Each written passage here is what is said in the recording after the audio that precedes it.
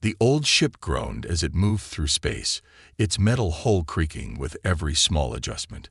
Captain James Walker stood on the bridge of the U.S. Tenacity, watching the stars through a viewport that had seen better days. The glass was slightly scratched, giving the endless space beyond a somewhat cloudy appearance. He wouldn't have his ship any other way.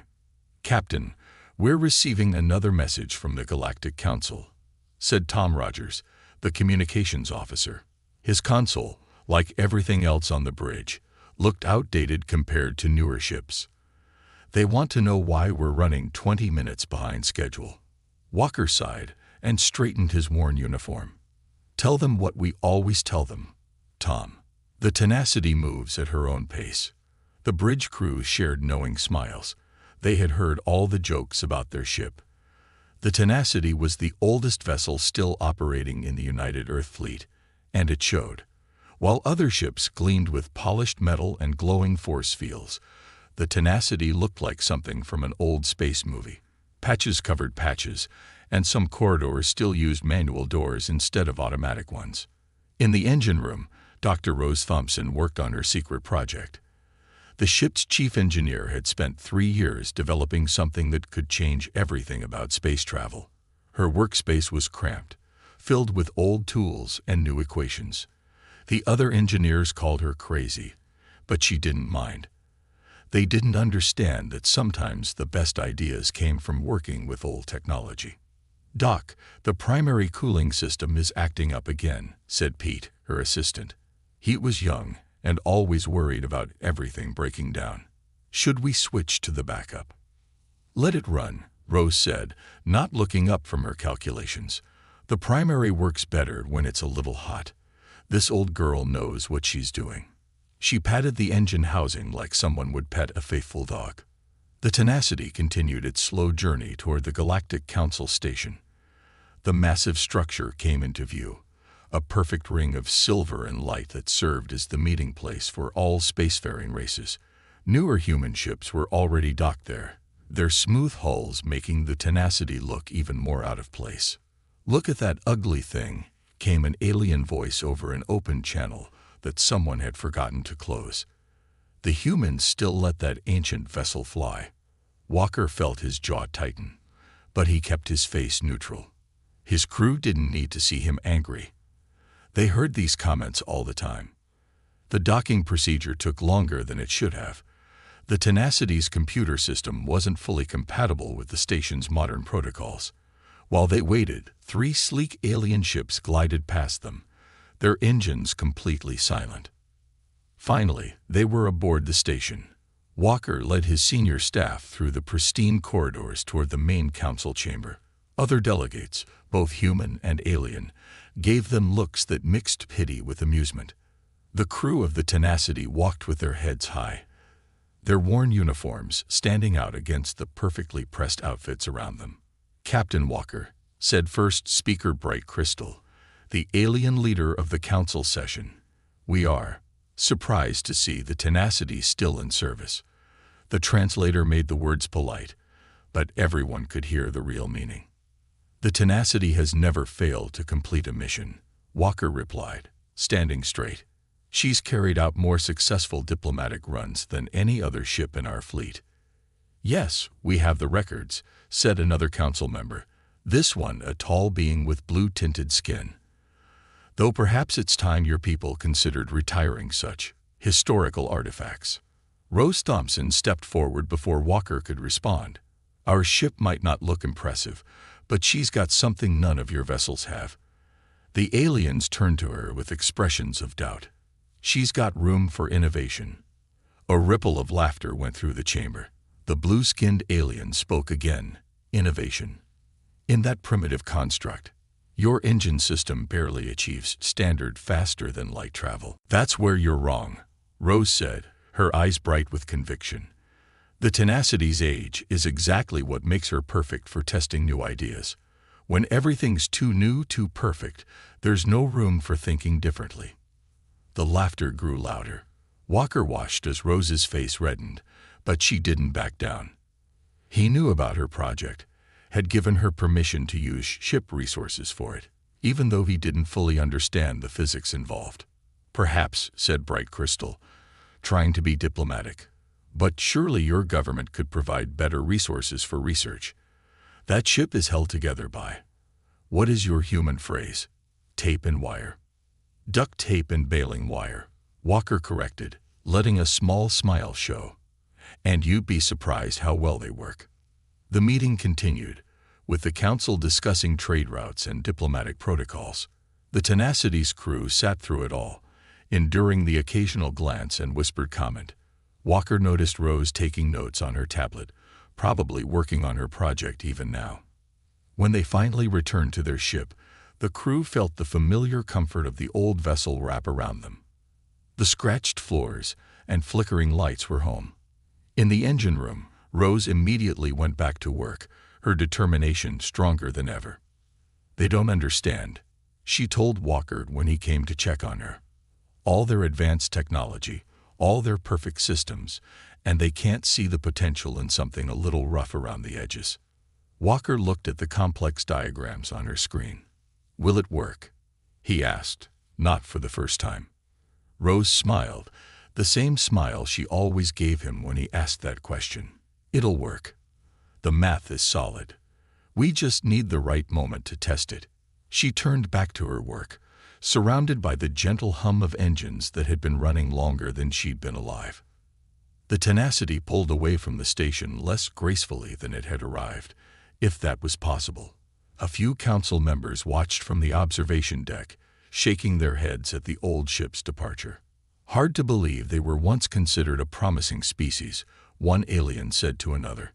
"They still show potential in some areas," Bright Crystal replied, watching the ship disappear into the darkness of space. "But that vessel, it's a reminder of how far they still have to go." Back on the bridge, Walker settled into his captain's chair, feeling the familiar wear in the cushions. "Plot a course for home, Andy," he told his navigator. "Course plotted, sir," Andy replied, his hands moving over the controls that still used physical buttons instead of holographic interfaces, though the engine's running a bit hot. Walker pressed the comm button on his chair. "Rose, how are we looking down there?" "Everything's perfect, Captain," came her reply, accompanied by the sound of tools clanking. "She's not hot, she's eager. There's a difference." The crew chuckled, used to their engineer's odd way of talking about the ship. The Tenacity moved steadily through space, her old engines pushing her forward, while carrying something none of the aliens suspected: the potential for a discovery that would change everything they thought they knew about space travel. As they left the council station behind, Walker looked at the small crew photo stuck to his console with actual adhesive tape. It showed them all standing proud in front of their ship, smiling despite the visible patches and wear. He wouldn't trade this ship or this crew for all the advanced technology in the galaxy.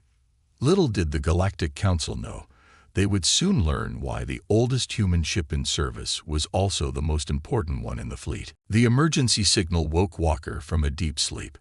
Red lights flashed in his quarters as Tom's voice came through the speaker. "Captain to the bridge. Urgent priority message from Fleet Command." Walker was dressed and moving through the corridors of the Tenacity in less than 2 minutes. The old ship's emergency lighting system cast strange shadows on the walls, some bulbs flickering more than others. He passed crew members rushing to their stations, all of them looking worried. On the bridge, the main screen showed a sight that made Walker's stomach turn. A massive tear in space itself hung between 3 populated systems, its edges pulsing with strange energy that the sensors couldn't properly read. "Report," Walker said, dropping into his captain's chair. Tom turned from his communication station. "The anomaly appeared 6 hours ago, sir. It's growing.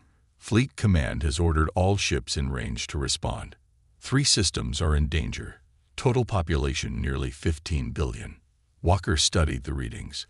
The tear was unlike anything he'd seen in 20 years of spaceflight. "How long until we reach it at top speed?" 4 hours, Andy said from the navigation console. "Though engineering says we shouldn't push the engines that hard for that long." Walker hit the ship-wide comm. "Rose, I need everything you can give me from the engines. We've got an emergency. There was a pause before Rose's voice came back, sounding distracted. Captain, you need to come down to engineering.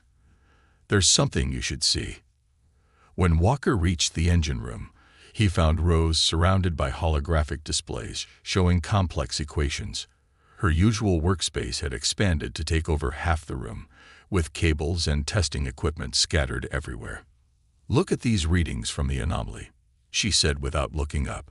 The energy signature matches some of my theoretical calculations. The ones everyone said were impossible. Walker moved closer to look at the displays, though the math was beyond him. What are you saying? My drive system, Rose said, finally looking at him with intense eyes. The one I've been working on. It's not just about moving through space anymore. It's about moving with space. And that tear out there. It's doing something similar, just wrong. Dangerous. Can we use your drive to help? Rose ran her hands through her messy hair. Maybe. But it would mean installing untested modifications to our main engines. If I'm wrong about any of my calculations, she didn't need to finish the sentence. Before Walker could respond, the ship's comm system crackled. Captain, Tom's voice came through. Multiple alien vessels are arriving at the anomaly site. They're requesting all ships increase speed. Over the next 3 hours, the Tenacity pushed its old engines to their limit. The ship shuddered and groaned, but it held together. Through the main viewport, they could see the lights of other ships rushing toward the same destination, most of them passing the Tenacity easily. When they finally arrived, the scene was chaos. The spatial tear had grown even larger, its edges now crackling with visible energy. Dozens of ships from various species formed a perimeter around it, their more advanced engines glowing as they tried to contain the damage. The alien ships are attempting to create a containment field, Tom reported. They're asking all vessels to contribute power to the effort. Walker watched as beams of energy shot from the alien ships, trying to form a net around the tear. The Tenacity's sensors showed it wasn't working. The anomaly was growing faster than they could contain it. Their containment field is failing, Rose said, now on the bridge with her portable computer. They're using the wrong approach. Fighting against the tear will only make it worse. A new voice cut through their communications. All ships, fall back. The containment field is collapsing. The alien vessels began retreating as their energy net disintegrated. Rose grabbed Walker's arm. Captain, I can modify our engines in 30 minutes. My drive system might be able to help. But she hesitated. The aliens will say it's too dangerous. They'll try to stop us. Walker looked at his crew, seeing the trust in their eyes. They'd followed him through countless missions in this old ship that everyone else mocked. Do it, he said. The next half hour was the busiest the Tenacity had ever seen. While Rose and her engineering team worked frantically to modify the engines, Walker dealt with increasingly angry messages from the alien fleet. Your primitive vessel must withdraw. The alien commander's voice boomed through the bridge. You cannot hope to affect this situation with your outdated technology. Walker ignored them. How's it coming, Rose? Almost there, she replied through the comm. But Captain, you should know. This modification, it's going to put incredible stress on the hull. The Tenacity is old. She might not survive this. Will it work? There was a pause. Yes. The math is solid. But the aliens are right about one thing. No modern ship could do this. They're too perfectly engineered, too inflexible. We need something that can bend without breaking. Walker smiled, like a ship held together with duct tape and baling wire. Exactly. Rose's voice held a mix of fear and excitement. Modifications complete. We can try it whenever you're ready. The alien ships were still retreating, their commanders sending urgent messages ordering the Tenacity to do the same. The spatial tear had grown even larger, now threatening to engulf an entire populated planet in the nearest system. Walker looked at his crew. Anyone who wants to evacuate should do so now. What we're about to try. He didn't need to finish the thought. Not a single crew member moved. "The aliens are right about one thing," Walker said, standing up. "This ship is old. She's got patches on her patches. But age brings wisdom. And maybe what we need right now isn't the newest technology, but the oldest lessons." He touched the worn arm of his captain's chair. "Rose, start the drive." The Tenacity's engines began to hum in a way no one had ever heard before. The sound rose from a vibration. They could feel through the deck plates to a high-pitched whine that made their teeth ache. Warning lights flashed across every console as the ship's systems registered the impossible things happening in the engine room. "Hull stress increasing," Tom reported, his voice tense.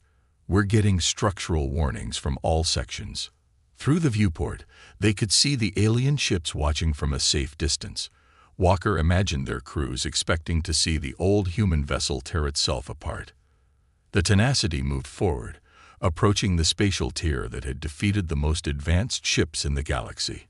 Rose's voice came from engineering, calling out readings that meant nothing to most of them, but seemed to make her increasingly excited. "It's working," she said as they drew closer to the tier. "The drive is responding exactly as the equations predicted. We're not just moving through space anymore, Captain. We're about to do something that's never been done before." Walker gripped his chair as the ship began to shake more violently. "Whatever you're going to do, Rose, do it now." The Tenacity's engines screamed as Rose activated her experimental drive system. The very fabric of space around them began to twist, and for a moment, everyone on the bridge thought they were about to die. Then something remarkable happened, something that would change the way every species in the galaxy thought about space travel forever. Time seemed to slow down on the Tenacity's bridge as Rose's experimental drive engaged. The ship's old metal groaned like it was being torn apart, but somehow held together. Through the viewport, the crew watched as reality itself appeared to bend around their vessel. "Power readings are off the scale," Tom called out, his hands dancing across his console. "The sensors can't make sense of what's happening." Walker gripped his chair tighter as the ship shuddered. "Rose, talk to me. What's happening down there?" "The drive is working exactly as designed." Rose's voice came through with excitement, despite the chaos. "We're not just moving through space anymore. We're becoming part of it. The Tenacity's old hull is actually helping us. These imperfections, all these patches and repairs, they're creating a unique energy pattern." Through the comm system, they could hear the alien ships broadcasting urgent warnings. "Human vessel, you must cease this immediately. Your actions are causing unpredictable reactions in the spatial tear." They were right about that much. The tear in space was responding to whatever the Tenacity was doing. But instead of growing larger, it was changing shape, its edges wavering like a reflection in disturbed water. "All readings indicate hull integrity at critical levels," Tom reported, his voice steady despite the warning. "We've got minutes at most before structural failure." Walker pressed the ship-wide comm. "All hands, brace for whatever comes next. Engineering, give us everything you've got." He looked at his bridge crew, seeing determination in their eyes. "Rose, it's time. Whatever you're planning to do with this drive of yours, do it now." In engineering, Rose took a deep breath. Her hands moved across her control panel, adjusting power flows that no ship had ever attempted before. The Tenacity's engines weren't just running hot anymore. They were reaching temperatures that should have melted them completely. "The aliens were wrong about one thing," she muttered to herself as she worked. "Sometimes you need an old tool to solve a new problem." With a final command, she activated the drive's main sequence. The effect was immediate and incredible. The Tenacity stopped shaking. Instead, it began to glow with an inner light that spread from the engine room through the entire ship. Every patch, every repair, every imperfection in the old vessel's hull began to shine with strange energy. On the alien ships, crews watched in disbelief as the battered human vessel transformed before their eyes. The Tenacity wasn't fighting against the spatial tear like their ships had tried to do. Instead, it was somehow matching the tear's own energy pattern, creating a harmony instead of a conflict. Rose, Walker called out, watching as the tear began to respond to their ship's presence. Please tell me this is what's supposed to happen.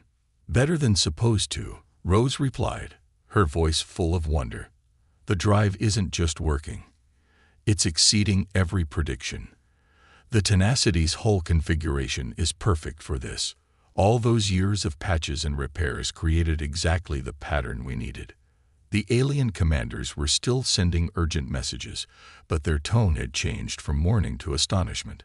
The Tenacity was doing something their advanced sensors couldn't even properly measure.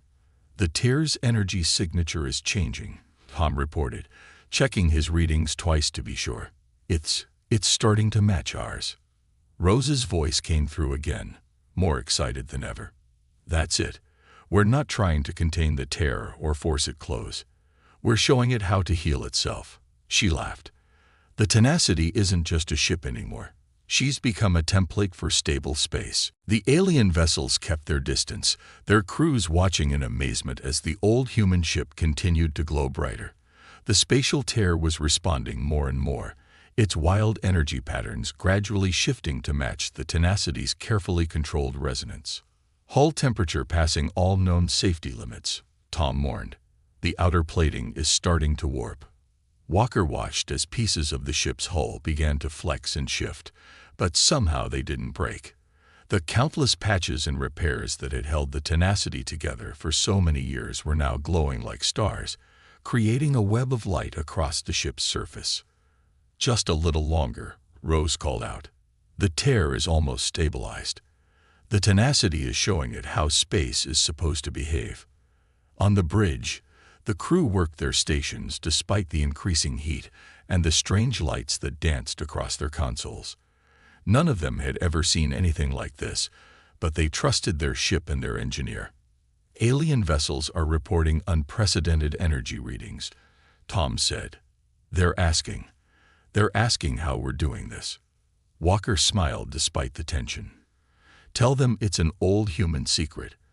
Sometimes the best tools are the ones with a little history. The Tenacity's glow had become almost unbearable to look at. The spatial tear was now pulsing in perfect rhythm with the ship's energy field, its wild edges becoming more defined and controlled with each passing moment.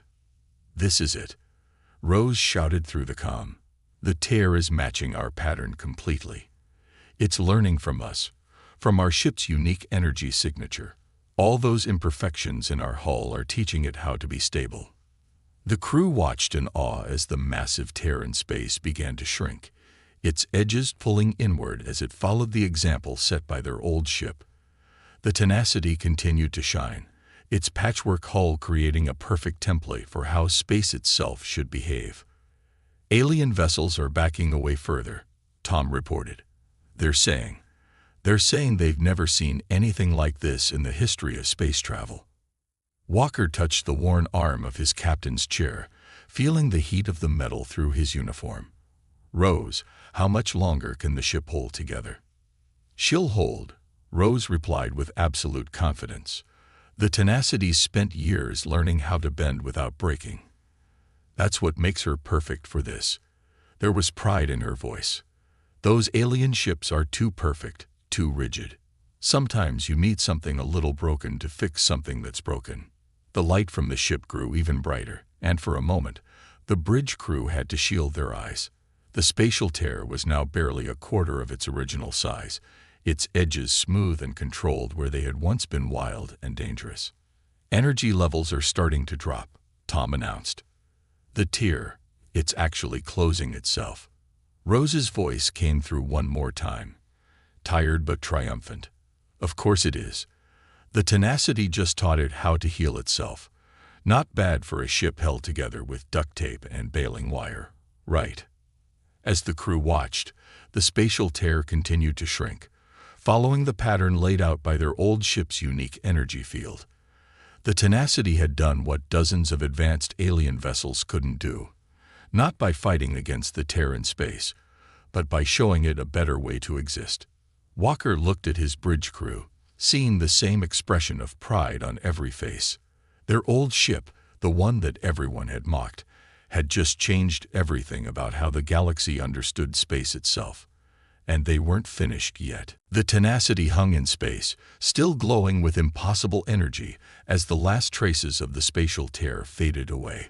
The ship's old hull had stopped groaning, settling into a new kind of quiet that felt different from before. On the bridge, the crew stared at their readings in amazement.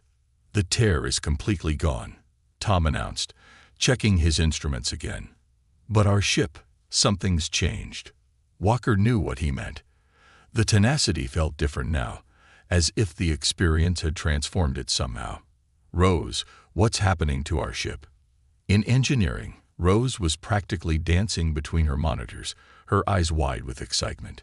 "Captain, you won't believe these readings. The drive didn't just help us fix the tear.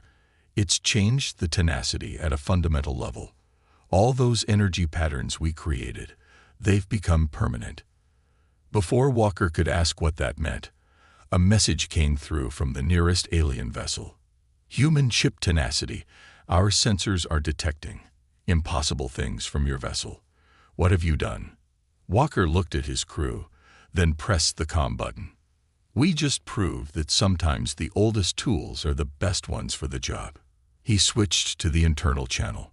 "Rose, can you come up to the bridge? I think we all need to understand what just happened." Rose arrived a few minutes later, carrying her tablet and wearing the biggest smile anyone had ever seen on her face. "It's amazing," she said, not even waiting for questions. "The Tenacity's hull, all those patches and repairs we've added over the years, they created the perfect pattern for manipulating space itself. And now that pattern has become permanent." "Explain it simply," Walker said, watching as more alien ships moved closer to observe them. Rose nodded, taking a deep breath. "Okay, you know how the Tenacity's been patched up so many times that no two sections of the hull are quite the same." When everyone nodded, she continued, "Well, it turns out that's exactly what we needed. All those different metal types, all those varying stress points, they created a kind of map for how space can bend and flex without breaking." Tom raised his hand. "But the alien ships are more advanced. Why couldn't they do this?" "Because they're too perfect," Rose said, moving to the main display to show them some readings. "Their hulls are all made from single pieces of advanced alloys. They're too uniform, too rigid. Space isn't uniform. It needs to be able to bend and flow. The Tenacity taught it how to do that because our ship already knew how." The alien messages were becoming more urgent now. Their sensors were picking up things that should have been impossible. The Tenacity wasn't just sitting in space anymore. It was somehow becoming part of space itself. "Captain," Andy called from his navigation station, "I'm getting strange readings from the engines. It's like we can go anywhere." Rose rushed over to look at his console, nodding excitedly. "Yes, that's exactly it. The drive modification didn't just help us fix the tear, it turned the Tenacity into something entirely new. We're not just moving through space anymore. She searched for the right words. "We're dancing with it." As if to prove her point, the ship's glow pulsed gently. And for a moment, everyone on the bridge felt like they were everywhere and nowhere at once. The sensation passed quickly, but it left them all with a strange certainty that their ship had somehow become more than just a vessel. "More alien ships approaching," Tom reported. "They're asking permission to scan us more closely. And there's a message from the Galactic Council. They're demanding an explanation." Walker smiled. "Tell them we'll be happy to explain everything, right after we test what this old ship can really do now." He turned to Rose. "What exactly can we do?" Rose's eyes sparkled. "The real question is, what can't we do? The Tenacity isn't just traveling through space anymore. She's working with it. Remember how the aliens' containment field failed because they were fighting against the tear? We succeeded because we worked with it instead. And now," she gestured at the ship around them, "now the Tenacity can do that all the time." "Show me," Walker said. Rose moved to Andy's station, making some quick adjustments. "See that star? The one that would take us 3 days to reach at our best speed. When Walker nodded, she smiled. Watch this. The Tenacity's glow brightened slightly, and suddenly the star was right in front of them. There was no sensation of movement, no stress on the hull. They were simply there. How? Tom started to ask, but couldn't finish. We didn't move through space, Rose explained, her voice full of wonder. We moved with it. All those imperfections in our hull, all those patches and repairs, they're not just holding us together anymore.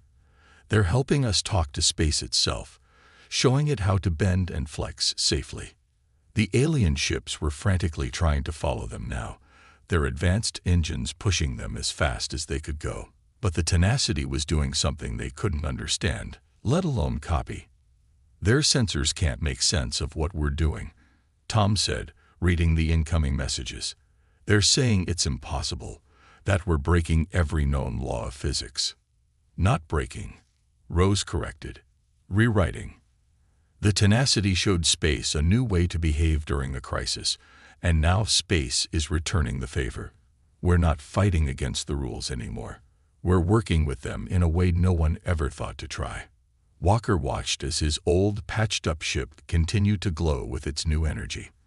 The same vessel that aliens had mocked just days ago was now doing things their most advanced ships couldn't even understand. More messages from the Galactic Council, Tom reported. They're requesting that we share this technology. Walker looked at Rose, who shook her head. We can't, she said. At least, not in the way they want. This isn't about advanced technology. It's about understanding that sometimes the flaws and patches are exactly what you need. The Tenacity can do this because she's imperfect, because she's had to learn how to adapt and change. You can't build that into a new ship. The bridge crew fell silent, letting that sink in. Their old damaged ship had turned its greatest weaknesses into something extraordinary. Every patch, every repair, every compromise they'd made to keep flying had led to this moment.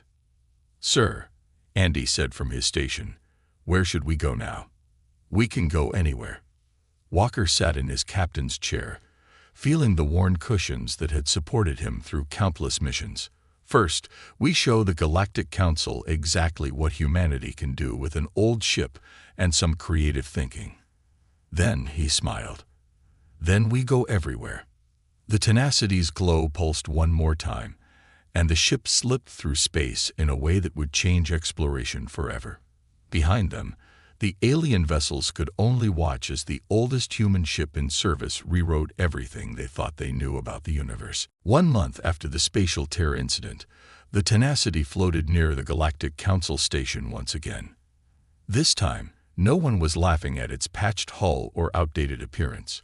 The ship's gentle glow had become famous across the galaxy, a sign of humanity's unexpected breakthrough in space travel. Inside the main council chamber, Walker stood with Rose as they faced the largest gathering of alien scientists ever assembled. The room was packed with representatives from every spacefaring race, all eager to understand how an old human ship had changed everything they thought they knew about space travel. Let me be clear, first speaker Bright Crystal said, their crystalline form shimmering with barely contained excitement. You're saying that the very flaws we mocked in your vessel were the key to this discovery. Rose stepped forward, no longer intimidated by the alien leaders. They weren't flaws. They were features we didn't understand yet. The Tenacity's hull, with all its patches and repairs, created a pattern that matched the natural way space wants to behave.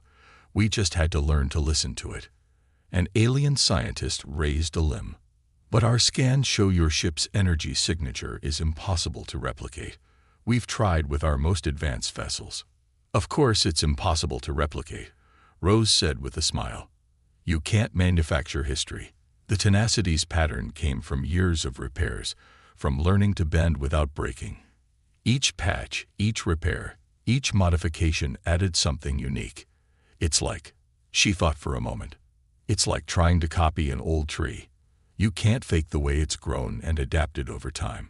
Walker watched as the alien leaders exchanged glances. He knew what they were thinking. Their perfect ships, with their flawless hulls and advanced technology, couldn't do what his old, patched-up vessel could do. Back on the Tenacity's bridge, Tom received an urgent message. "Captain, there's a situation in the Carina sector. A colony ship is in trouble. Engine failure near a gravity well." "How long would it take the nearest help to reach them?" Walker asked. "Nearest ship is 3 days away at maximum speed," Tom replied. Walker smiled. "Tell them we'll be there in about 10 seconds. He pressed the comm button. "Rose, time to show them what the old girl can do." In front of the assembled alien leaders, a massive view screen showed the Tenacity's response. The ship's glow brightened slightly, and then it simply wasn't there anymore. A moment later, they watched as it appeared next to the struggling colony ship, its strange energy field already extending to stabilize the larger vessel. "Impossible," one of the alien scientists whispered. "The energy required for such movement." "That's what we kept getting wrong," Rose explained. "We all thought space travel was about having enough energy to force our way through space. But the Tenacity showed us it's about working with space, understanding how it wants to flow and move naturally." The rescue took less than an hour. The Tenacity guided the colony ship to safety, its modified hull somehow helping the larger vessel move through space more easily. When they returned to the council station, the alien leaders had even more questions. "We've studied the records of the spatial tear incident," another scientist said. "Your ship didn't just seal the tear, it taught space itself how to heal. How is this possible?" Rose walked to the main display, bringing up an image of the Tenacity's hull pattern. "Look at these repair points," she said, highlighting various patches. "Each one is slightly different, created at different times with different materials. Together, they form a pattern that's almost exactly like the natural fabric of space. When we activated my drive system, the Tenacity didn't just move through space. It reminded space how it was supposed to work." "And now," Bright Crystal asked, "what else can your vessel do?" Walker stepped forward. "We're still learning. Every day, we discover new things. The Tenacity isn't just a ship anymore. She's become a key to understanding space itself. And the more we learn, the more we realize how little we really knew before." In the following weeks, the Tenacity's crew began teaching others what they'd learned. They couldn't share the exact technology. It wasn't something that could be copied or manufactured. But they could share the principles, the understanding that sometimes the most powerful tools were the ones that had grown and adapted over time. "It's like the ship has become alive," Rose told a group of eager students from various species. "Not alive like we are, but alive like space is alive. It flows, it adapts, it learns." The Tenacity learned how to do that through years of patches and repairs, and now she's teaching us. The alien ships started changing too. Instead of trying to build perfect vessels, they began to understand the value of adaptation and change. Some even started intentionally modifying their hulls, trying to create patterns that could work with space rather than against it. One evening, as the Tenacity orbited Earth, Walker found Rose in engineering, working on her equations as usual. "The aliens are still trying to copy us," he said. Rose nodded without looking up. "They'll figure it out eventually. Not by copying us, but by learning the same lesson we did. That perfection isn't always the answer. Sometimes you need something a little broken to understand how to fix things." The ship's glow pulsed gently, as if agreeing with her words. They'd learned that the glow changed color slightly based on nearby space conditions, another way the Tenacity communicated with them about the universe around them. "New message from Fleet Command." Tom's voice came through the comm. "They're asking if we're ready to start training crews on other old ships. Apparently, there's a waiting list of volunteers now." Walker laughed. The same ships that had been scheduled for retirement were now the most valuable vessels in the fleet. Every dent, every patch, every repair could be the key to understanding space in a new way. "Tell them we're ready," he said, "but remind them, we can teach the principles, but each ship will have to find its own way, just like the Tenacity did." As if in response, the ship's glow brightened slightly, and through the viewport, they could see the stars seeming to dance.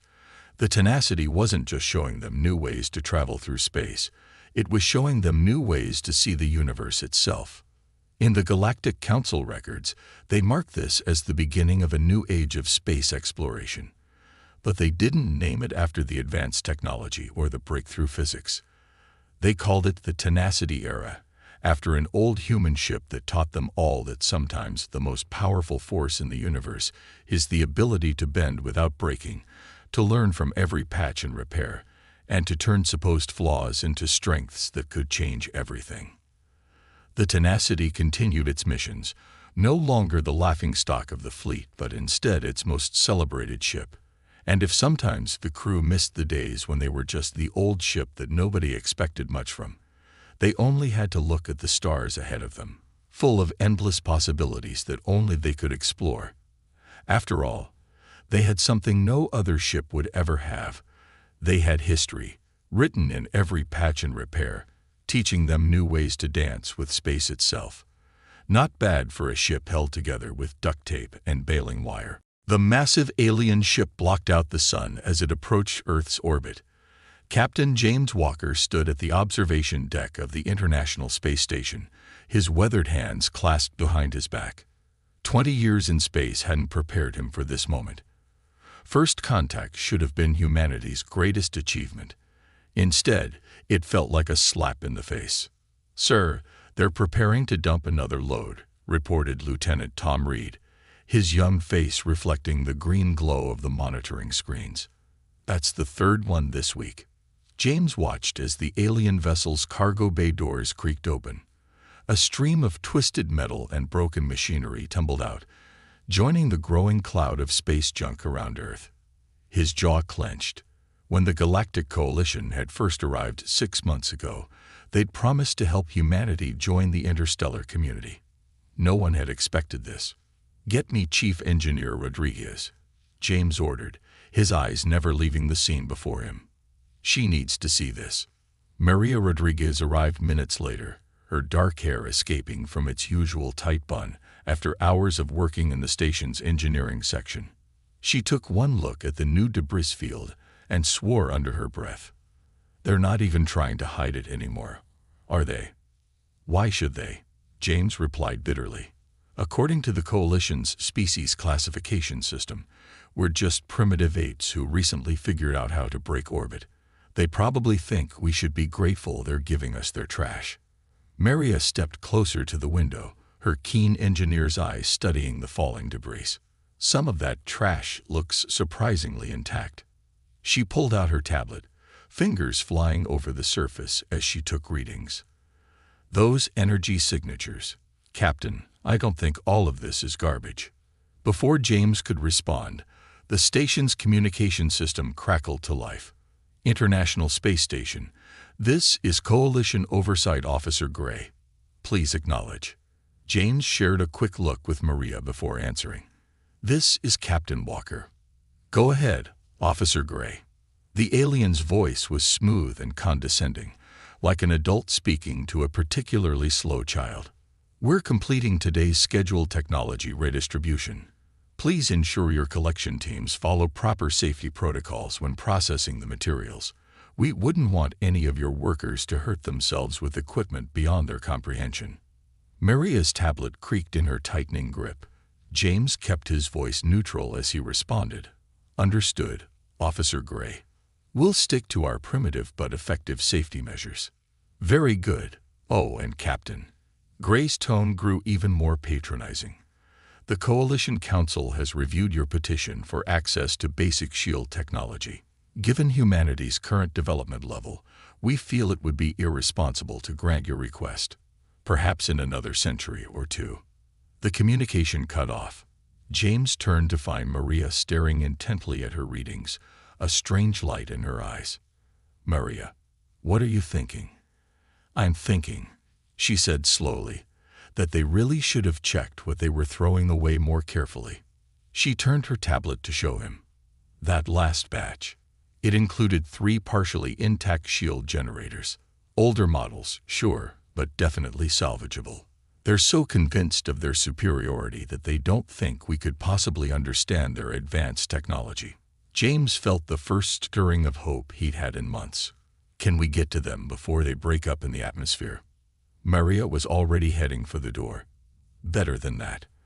I've been studying their patrol patterns. They dump their loads in predictable zones, then leave for exactly 43 minutes before making another pass. That's more than enough time for our primitive recovery ships to grab the good stuff. And the coalition. They gave us official permission to collect their garbage, Maria said with a grin. They just never specified what we were allowed to do with it after collection. Over the next few weeks, a pattern emerged. The coalition ships would arrive, dump their loads of useless technology, and leave. Earth's recovery teams, officially documented as garbage collection crews, would move in. Under Maria's direction, they quickly learned to spot the valuable pieces among the true debris. The coalition's arrogance worked in humanity's favor. Their inspection teams barely glanced at the collection operations, apparently unable to imagine that humans could distinguish valuable technology from actual trash. When they did check, they saw exactly what they expected to see. Primitive beings grateful for any scraps from the galactic community's table. James established a secure facility in an abandoned mining complex deep under the Rocky Mountains. Maria assembled a team of Earth's brightest engineers and scientists, all of them burning with the desire to prove humanity's worth. They worked in secret, studying every piece of salvage technology, learning how it worked, and most importantly, learning how to improve it. They think we're stupid, Maria told her team during their first meeting. They think we'll take centuries to understand what they've thrown away. Let's show them what humans can do when we're underestimated. The breakthrough came 3 months later. Maria's team had been studying a damaged shield generator, trying to understand why it had failed. The coalition used crystalline matrices to channel energy, beautiful but incredibly complex systems. When one crystal in the sequence failed, the entire system shut down. It's elegant engineering, Maria admitted, studying the fractured crystal under a microscope. But it's also wasteful. All this power, all this potential, lost because of a single point of failure. Tom Reed, who had transferred to the project at James's request, spoke up from his workstation. What if we didn't try to fix it their way? They think in straight lines. If this breaks, replace it with an identical part. But we don't have identical parts. What are you suggesting? James asked, intrigued. Tom projected a diagram onto the main screen. We can't recreate their crystalline matrices, but we can create our own power distribution systems using earth metals and semiconductors. They won't be as efficient, but they'll be more resilient. Instead of one perfect path for the energy to flow, we create multiple backup routes. Maria's eyes lit up as she studied the diagram. It won't be as elegant as their solution. But it will work, James finished. And they'll never expect it, because they can't imagine solving the problem any other way than theirs. The next few weeks were a blur of activity. Maria's team worked around the clock, taking apart and rebuilding the salvage technology. They replaced delicate alien components with sturdy human alternatives. Where the coalition's engineers sought perfection, humanity embraced adaptation and redundancy. James watched it all with growing pride. In the coalition's drive for technological perfection, they'd forgotten one of the most important lessons of evolution. Sometimes, good enough was better than perfect, especially when good enough could survive or perfection would shatter. The day they successfully powered up their first hybrid shield generator, the entire facility erupted in cheers. The shield wasn't as pristine as a coalition version, but their tests showed it could take more punishment and keep running. More importantly, they could repair it with Earth-made parts. This is just the beginning, Maria told James as they watched the shield shimmer in the test chamber. Every piece of garbage they give us is another piece of the puzzle.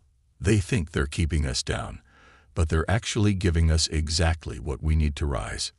James nodded, already thinking ahead to the next phase of their plan. How long before we can start building something bigger? Maria's smile was fierce. "Give me 6 months and a steady supply of their trash. We'll show the galaxy what humanity can build from their leftovers." In orbit above them, another coalition ship arrived to make its daily deposit of worthless technology.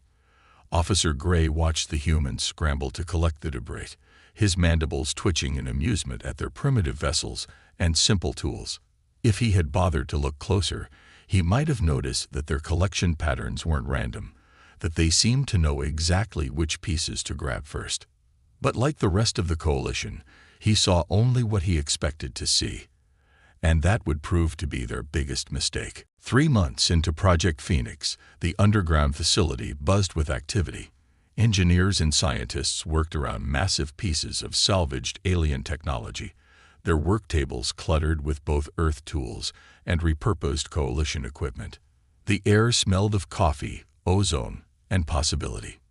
Maria stood in front of a holographic display, studying the complex web of energy patterns their latest prototype had produced. Next to her, Tom adjusted variables on his tablet, his face illuminated by the blue glow of the hologram. "Try routing more power through the secondary matrix," she suggested.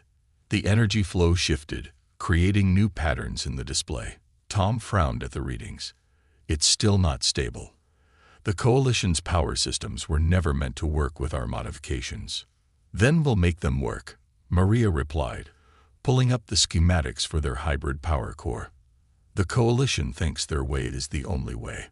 That's why they throw away anything that doesn't meet their perfect standards. But we humans," she zoomed in on a section where they'd replaced delicate alien crystals with Earth-made conductors. "We adapt." A soft chime announced James's arrival. The captain entered the lab carrying fresh coffee and a datapad. "How's our baby doing?" he asked, handing Maria a steaming cup. "Growing stronger every day," she answered, taking a grateful sip. "We've solved the power distribution problem by creating our own circuits. They're not as efficient as the Coalition's crystal matrices, but they're tougher and easier to repair." James nodded, studying the hologram. "And the weapon systems." Tom pulled up a new display. "That's where it gets interesting. The Coalition's weapons are incredibly powerful, but they have 2 major weaknesses. First, they're designed to work in perfect conditions. Even minor damage can shut down the whole system. Second, they're predictable. Every ship uses the same targeting patterns, the same attack sequences. Because they've never needed to innovate," Maria added. "They've been the dominant force in the galaxy for so long that they've stopped trying to improve. Why fix what isn't broken?" "But we're fixing it anyway," James said with a smile. "Show me what you've done." Tom brought up footage from their latest weapons test. The video showed a Coalition plasma cannon, supposedly damaged beyond repair, mounted on a testing rig. But instead of the usual blue energy beam, this one pulsed with a mixture of colors, the energy twisting in unusual patterns.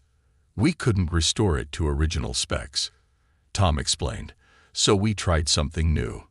The Coalition's weapons use straight energy beams because that's most efficient, but by combining their technology with some old Earth missile guidance systems." The test footage showed the energy beam suddenly curve around a shield, hitting the target from an unexpected angle. James whistled appreciatively. "They'll never see that coming."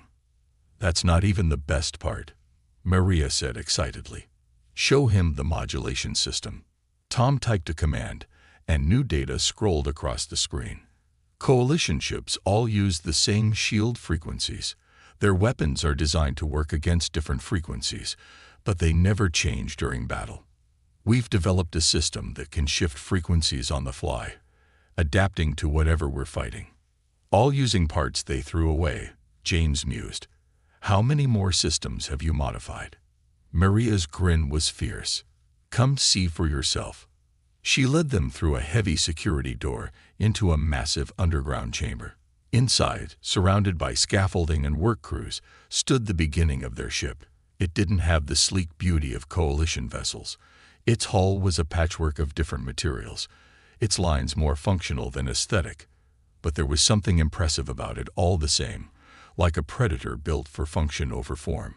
"We're calling it the Redemption," Maria said proudly. "Everything you see here was built from their scraps, but modified to work our way. The hull is a mixture of coalition armor plates and earth metals, arranged in a honeycomb pattern that's actually stronger than their original design. The power core uses multiple redundant systems instead of their single crystal matrix."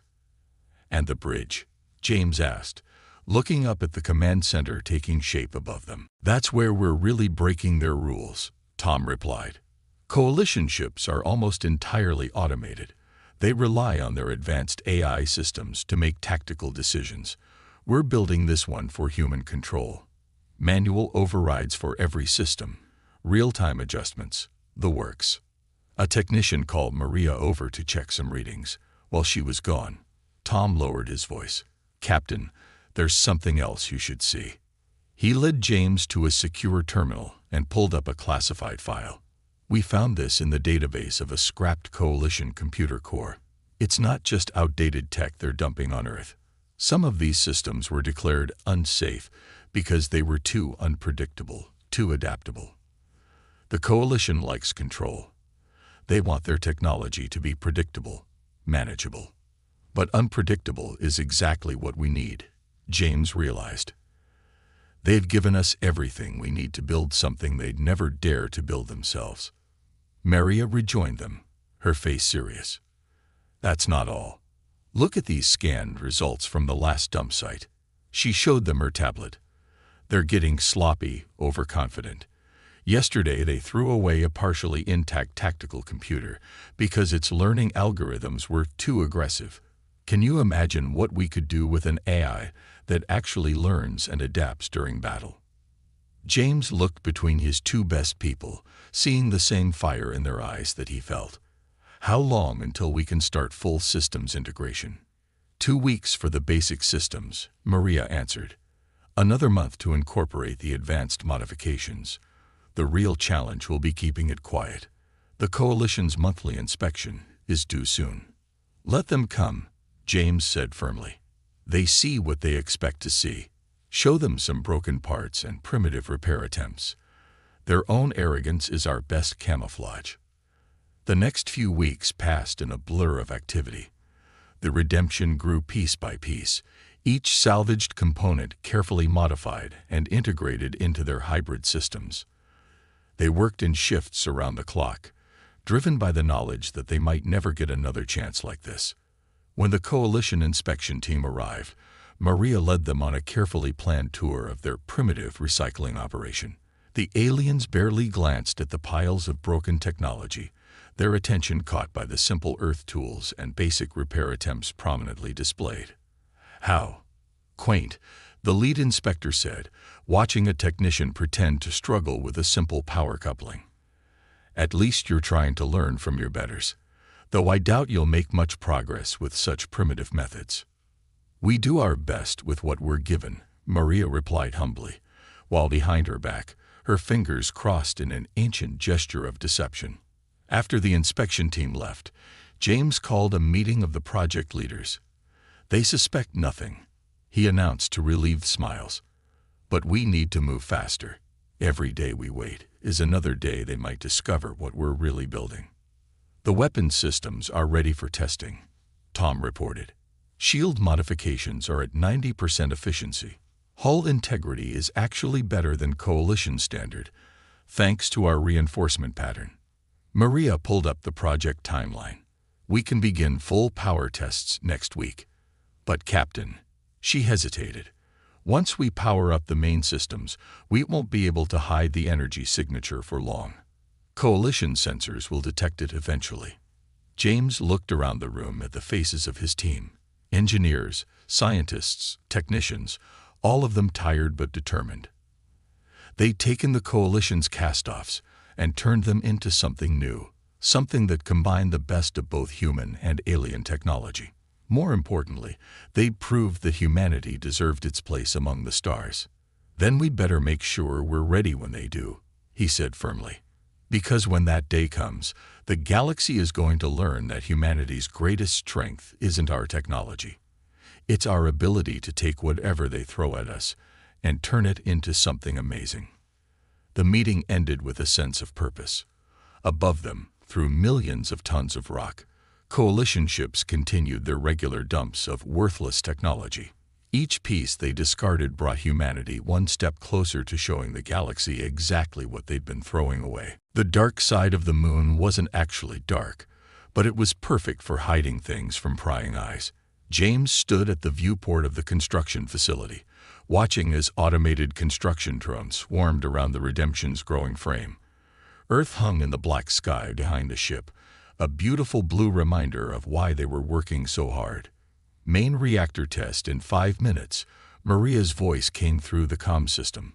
All non-essential personnel, clear the testing area. The drones scattered like startled birds, leaving the Redemption floating alone in the massive underground chamber they carved into the lunar rock. James made his way to the control room, where Maria and Tom were running through final checks. "How's she looking?" James asked, taking his place behind them. "Ready to wake up," Maria replied, her fingers dancing over the controls. "We've triple-checked every connection. If this works, we'll have more power than a standard coalition cruiser, but with our custom distribution system." Tom looked up from his station. "Safety systems are green. Backup generators standing by. We're as ready as we'll ever be." James nodded. "Do it." Maria took a deep breath and initiated the startup sequence. Deep within the Redemption's hull, their hybrid reactor core began to hum. It was a sound unlike anything a coalition engineer would recognize, not the pure crystalline tone of their standard reactors, but a deeper, more complex harmony created by the mixture of human and alien technology. "Power levels rising," Tom reported. 20%, 40%, 60%. He stopped, frowning at his readings. "There's a power spike in the secondary matrix." "That's meant to happen," Maria said calmly, though her knuckles were white on the controls. "Remember, we're not using their perfect crystals. Our system needs to find its own balance." The humming grew louder, accompanied by visible arcs of energy racing across the ship's hull. Warning lights flashed across the control panels, but Maria held steady. "Come on," she whispered. "Come on, baby, show them what we can do." The power spike peaked, then suddenly stabilized. The erratic energy display settled into a steady blue glow around the ship. Tom's eyes widened as he read the output levels. "Holy, we're at 120% of projected power capacity. The hybrid core isn't just working, it's exceeding coalition specs." Cheers erupted throughout the control room. James squeezed Maria's shoulder. "You did it." "We did it," she corrected, wiping tears from her eyes. "Every person on this project, every idea we tried, every failure we learned from, it all led to this moment." Their celebration was interrupted by an urgent signal from the surface monitoring station. "Captain, we've got incoming. Coalition patrol ship, standard inspection route." "Right on schedule," James said grimly. "Power down the reactor. Everyone to their stations. Remember, we're just simple humans playing with scraps." The Redemption's glow faded just as the coalition ship passed overhead. Inside the control room, screens were quickly switched to show mundane maintenance data. Maria pulled up their cover project, a primitive attempt to understand coalition power systems that was deliberately designed to look hopeless. The patrol ship made 2 passes, then moved on. Once it was clear, everyone breathed a sigh of relief. "That was close," Tom said. "Too close.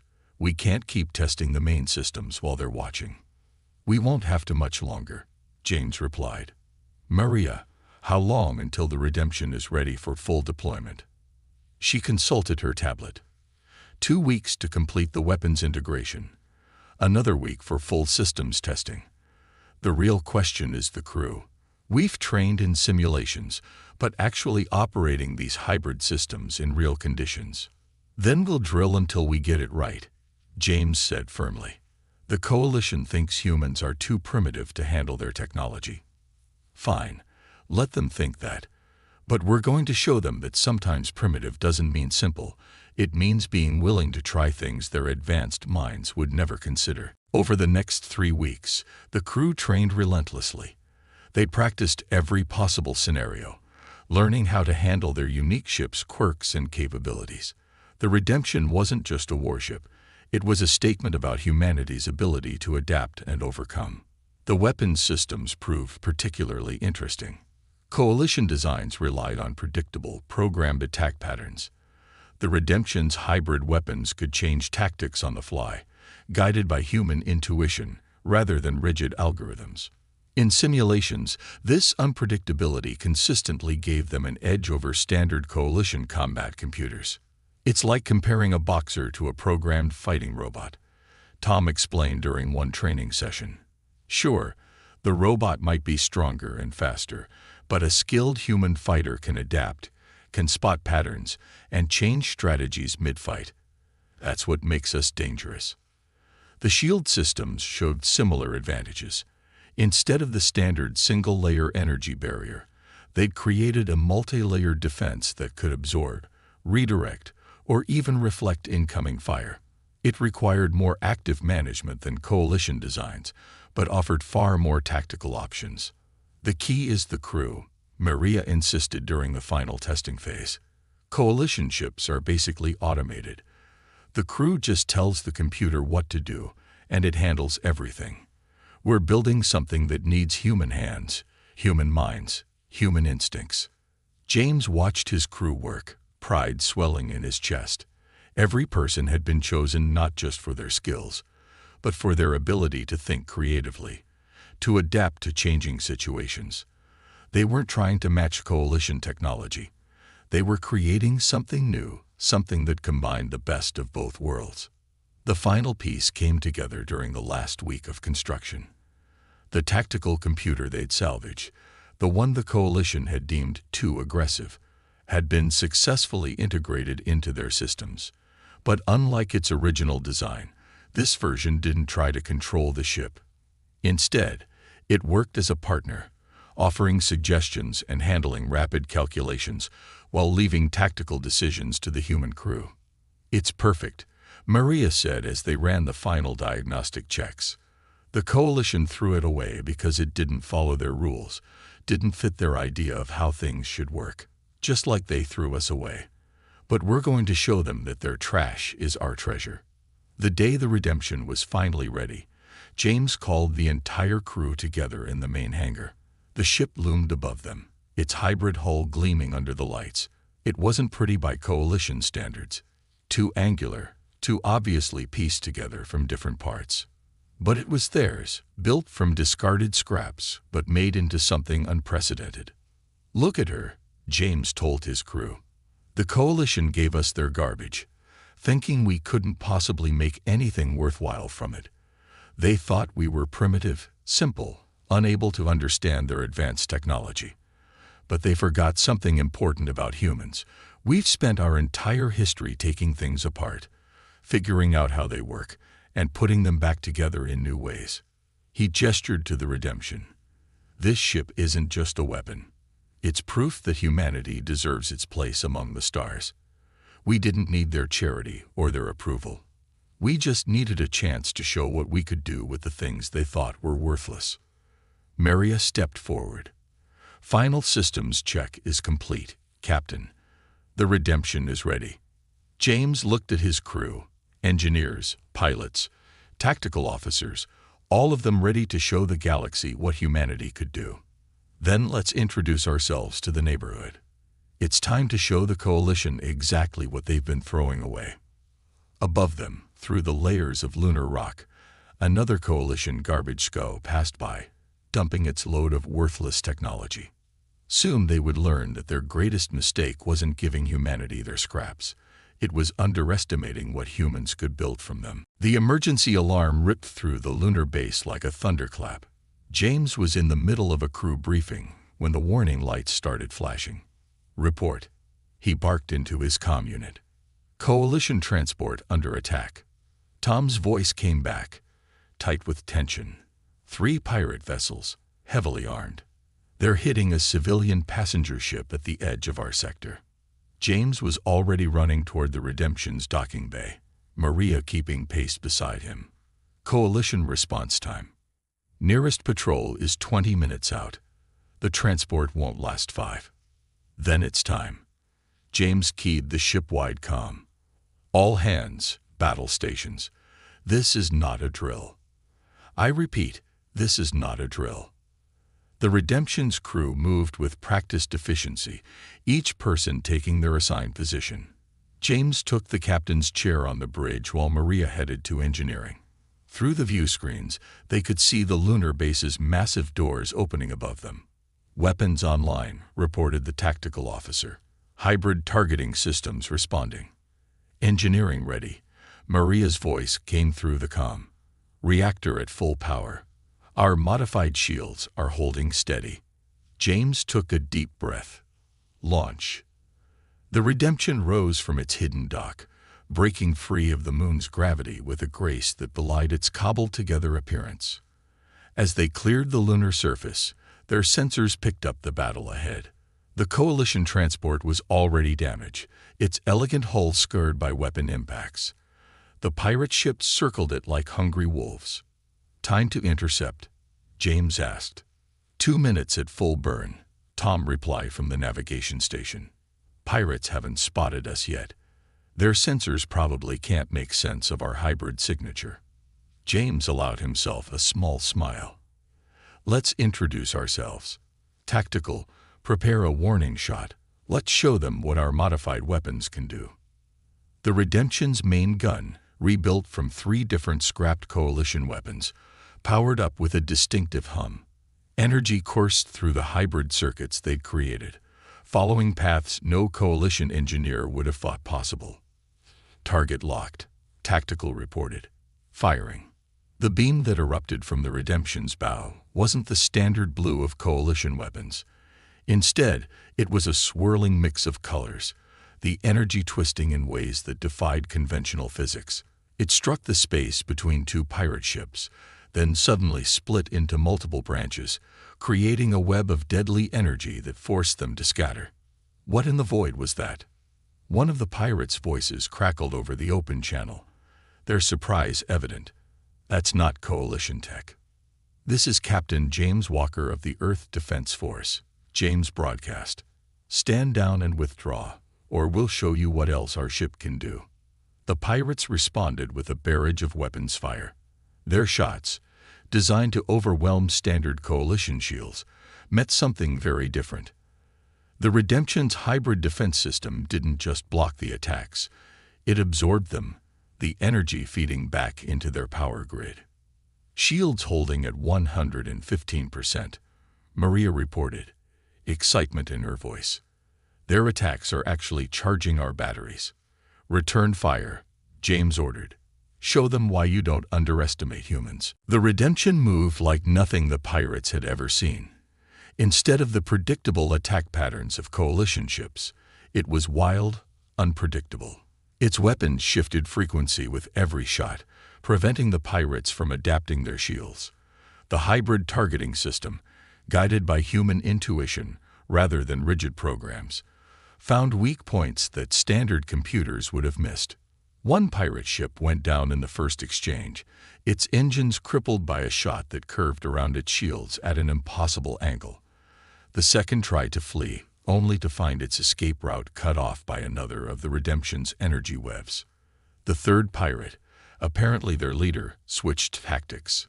Coalition transport, prepare to be boarded. Try to stop us, and we'll vent their passengers into space. Like hell you will, James growled. Maria, remember that trick we practiced? The one that shouldn't work according to Coalition physics. Ready when you are, Captain. James smiled grimly. All hands, brace for maneuver. Tactical, full power to the hybrid core. Let's show them what happens when humans get creative. The Redemption's reactor spun up to speeds that would have shattered a standard Coalition power core. But their hybrid system, built to handle chaos, transformed the energy overload into something new. The ship's hull began to glow with accumulated power. Now, James ordered. The energy burst outward in a controlled wave, not damaging but disrupting. Every system on the pirate ships suddenly went haywire as the pulse hit them. Shields flickered, weapons lost power, and targeting systems gave nonsense readings. It was impossible according to coalition science, which was exactly why it worked. In the confusion, the redemption struck. 3 precise shots disabled the remaining pirates' weapons and engines. The entire battle had lasted less than 5 minutes. Coalition transport, this is redemption. James broadcast. Are you safe? Do you need medical assistance?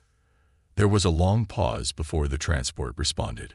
When it did, the captain's voice was filled with disbelief. We are damaged but stable. But what are you? Those weapons, those tactics, they're impossible. Not impossible, James replied. Just human. Before they could respond, new signals appeared on their sensors. The coalition patrol had finally arrived. 3 sleek warships, their weapons already charging. Unidentified vessel. The coalition commander's voice was cold. Power down your weapons and prepare to be boarded. The use of modified coalition technology is strictly forbidden. James shared a look with his bridge crew. This was the moment they'd prepared for. Coalition command, check your scans more carefully. Every piece of technology on this ship came from materials you legally gave us. We just found better ways to use them. Impossible. The commander spluttered. Our engineers certified that technology as unusable. No primitive species could possibly. That's your problem. Maria cut in, her voice proud. You think your way is the only way. You throw away anything that doesn't fit your perfect vision. But humans, we take what others discard and make it better. Every piece of garbage you dumped on us taught us something new. The coalition ships moved to surround them, but James wasn't worried. Their sensors had already confirmed what the simulations had suggested. The Redemption's hybrid systems were more than a match for standard coalition technology. Stand down, James advised them. We just saved one of your civilian transports while your patrol was too far away to help. I suggest you focus on arresting these pirates and getting those passengers to safety. Unless you want to explain to the council why you're threatening the ship that just protected coalition citizens. There was a long pause as the coalition commander processed this. Finally, through gritted teeth, he responded. This incident will be reported to the council. Your ship violates dozens of technology restrictions. No, James corrected him. It proves that those restrictions were wrong. Humanity is ready for the stars. We proved it by building something amazing from the pieces you threw away. Now, do you want our help securing these pirates, or should we leave you to handle it yourself? The silence that followed was deafening. Around them, the coalition ships maintained their threatening posture, but everyone could sense the shift in power. The Redemption had just demonstrated capabilities that shouldn't have been possible, using technology the coalition had discarded as worthless. More importantly, they'd saved coalition citizens while the coalition's own ships were too far away to help. Whatever happened next, the galaxy would have to recognize that humanity could no longer be dismissed as primitive. News of the Redemption's debut spread through the galaxy like wildfire. The Coalition Council chamber was packed as representatives from every member species gathered to debate the human situation. James, Maria, and Tom stood before them, the chamber's grand architecture making them feel small but not intimidated. This is an outrage, thundered the Coalition's chief engineer, his ceremonial robes quivering with anger. They took our discarded technology and corrupted it. Their ship violates every principle of proper engineering. Does it? Maria stepped forward, her voice clear and strong. Or does it just violate your assumptions about what's possible? Every component on the Redemption came from materials you legally gave us. We simply looked at them with fresh eyes. The council leader, an ancient being with silver skin, leaned forward. Show us. Prove how this hybrid abomination of yours works. Tom activated a holographic display, showing the Redemption systems. You designed everything to be perfect, to work exactly one way. When something doesn't meet your standards, you throw it away. But we humans learned long ago that perfection can be the enemy of progress. He highlighted their hybrid power core. You discarded these crystal matrices because they had flaws. We saw that the flaws created unique energy patterns. By combining multiple imperfect crystals with earth metals, we created something new, a power system that's stronger because of its imperfections. The chief engineer scoffed. Impossible. Our simulations prove. Your simulations are based on your assumptions. James interrupted. You assume technology must work the way you think it should. But the universe is bigger than that. The redemption doesn't just work. It saved coalition lives while your perfect ships were too far away to help. A murmur ran through the chamber. The rescued transport's passengers had already shared their stories across the coalition networks. The ship that saved them hadn't been sleek or elegant, but it had done what the coalition's finest vessels couldn't. This is more than just one ship, Maria continued. She pulled up images of their lunar facility. While you were busy dumping your scraps on us, we were learning. Every piece of broken technology taught us something new. We didn't just copy your designs. We improved them. The council leader's expression was unreadable. And what would you have us do? Accept that a primitive species has somehow surpassed our engineering. No, James replied firmly. We want you to accept that different doesn't mean primitive. Humanity doesn't want to replace coalition technology. We want to add to it. Imagine what we could accomplish if we worked together instead of being forced to scavenge through your garbage. A new voice spoke up. The captain of the transport the Redemption had saved. My ship carried 300 passengers, including children. The pirates would have killed us all if not for their primitive vessel. Perhaps it's time we reconsidered our definition of advancement. Over the next few hours, more voices joined the debate. Other marginalized species spoke up, sharing stories of being dismissed and restricted by coalition technology laws. The Redemption hadn't just proved humans were capable. It had shown that the coalition's entire approach to technological development might be flawed. Finally, after much heated discussion, the council leader raised a hand for silence. It seems we have underestimated humanity. And perhaps we have grown too rigid in our thinking. Captain Walker, Engineer Rodriguez, what exactly are you proposing? Maria stepped forward again. End the technology restrictions. Let us join the coalition as true equals. The Redemption proves we can handle advanced technology responsibly. More than that, we can help improve it. And if we refuse, the chief engineer demanded. James smiled. Then we'll keep building more ships like the Redemption. You've already given us everything we need. The only difference is whether we do it together or separately. The council leader was quiet for a long moment. Then, slowly, they nodded. The restrictions will be lifted. Humanity will be granted full coalition membership, with all rights and responsibilities that entails. And they turned to the chief engineer. We will establish a new division of the Science Council, focused on hybrid technology development. Engineer Rodriguez, would you consider leading it? Maria's eyes widened. We would be honored, but only if we can include other species who've been held back by the old restrictions.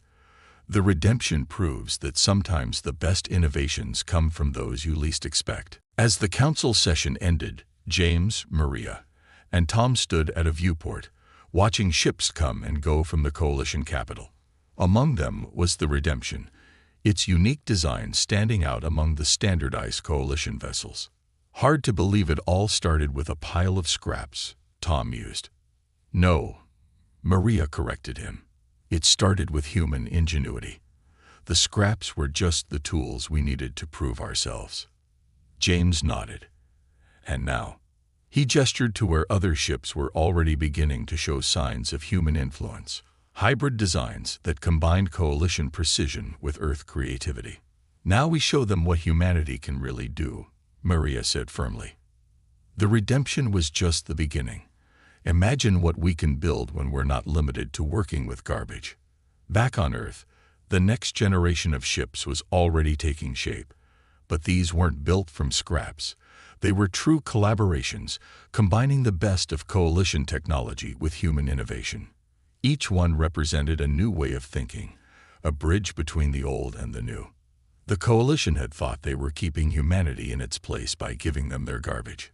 Instead, they'd given them exactly what they needed to prove themselves. The redemption hadn't just saved a transport ship, it had changed the galaxy's understanding of what was possible.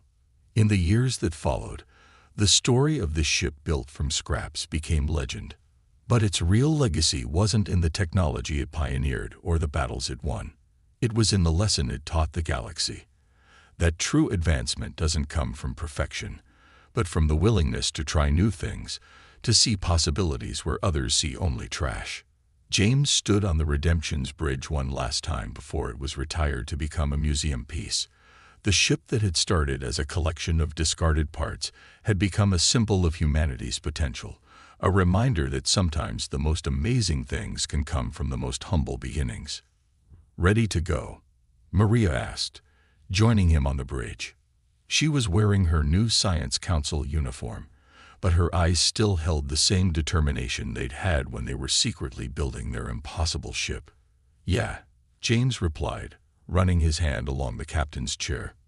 "You know, they still can't quite figure out how we made it all work." Maria laughed. "That's because they're still thinking like the coalition. They want everything to make perfect sense. But humans, we know that sometimes the best solutions are the ones that shouldn't work, but do anyway." As they left the bridge, James took one last look at the ship that had changed everything. The coalition had given them scraps, thinking they were putting humanity in its place. Instead, they'd given humanity exactly what it needed to show the galaxy that sometimes the best way to reach the stars isn't to follow the path others have laid out. It's to build your own from whatever materials you have at hand. The redemption had started as a statement of human defiance.